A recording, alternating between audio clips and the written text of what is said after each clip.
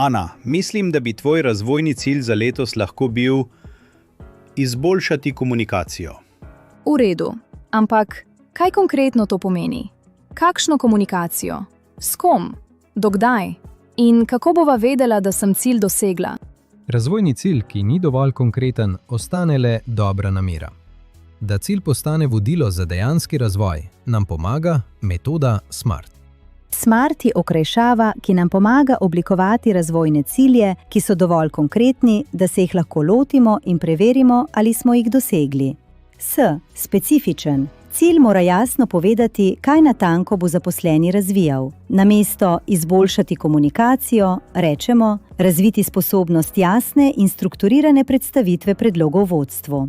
M. Merljiv. Kako bomo vedeli, da je bil cilj dosežen? Naprimer, v naslednjih 6 mesecih bom samostojno izvedla 3 predstavitve za vodstvo. A. Dosegljiv.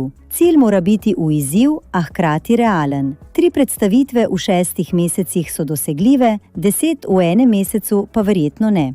R. Relevanten. Cilj mora biti povezan z dejanskimi potrebami dela in usmeritvami iz razvojnega poročila. Spraševati se moramo, zakaj je ta cilj za zaposlenega in za organ pomemben ravno zdaj.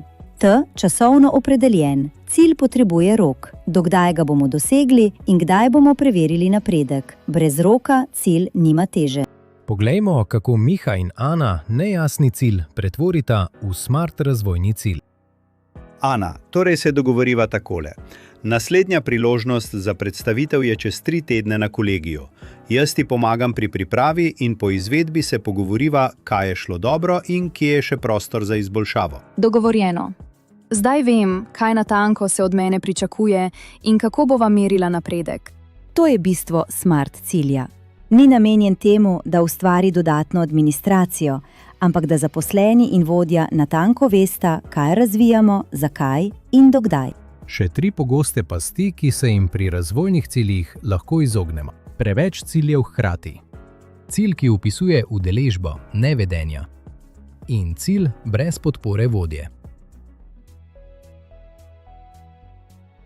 SMART cilji. Iz dobrih namer v dejanski razvoj.